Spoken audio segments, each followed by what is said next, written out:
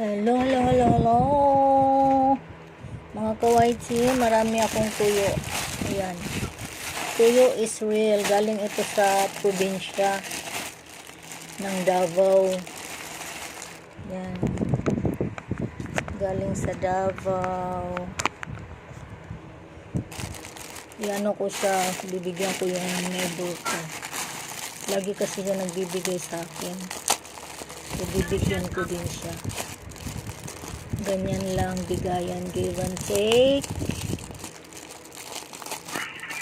Kasi hindi ko rin ito mauubos.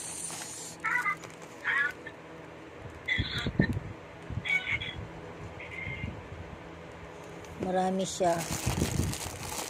Aray ko. Grabe naka-stapler. Dala ito ng anak ko galing Davao.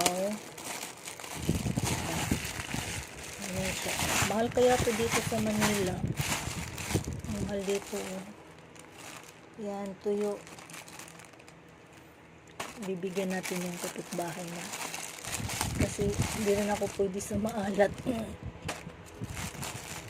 Sobrang alat. Nagkaka-UTI naman tayo. Bigyan ko siya ng 4.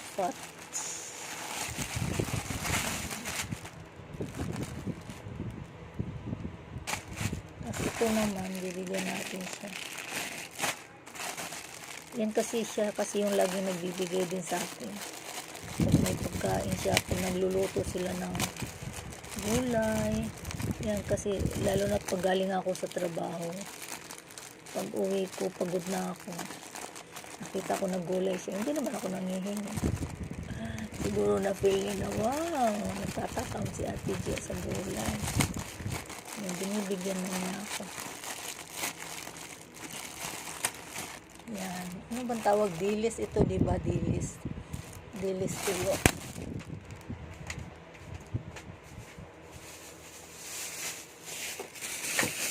Yan, magbibigay tayo na ng tuyo. Bibigyan natin ang ating kapitbahay. Siya lang din naman yung lagi nagbibigay sa akin. Bibigyan ko din siya. Ayan.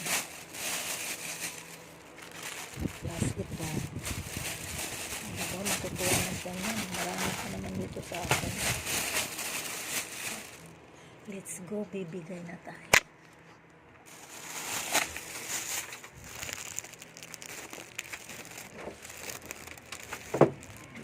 Tayo sa kapitbahay natin.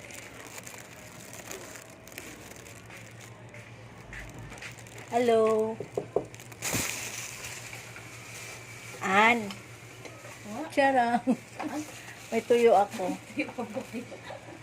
Saan mo pa ba ito ng dati? Hindi, dala ng anak ko. Ay, ano mo Nung sinundo ko siya ba galing siyang Taiwan, sinundo ko sa airport.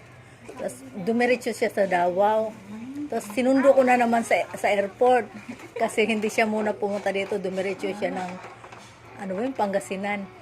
Bukas darating, yun ang problema ko. Kasi may pasok ako, baka daw maligaw sila. Baka iwanan ko sa iyo yung susi ha. Bukas. Thank you.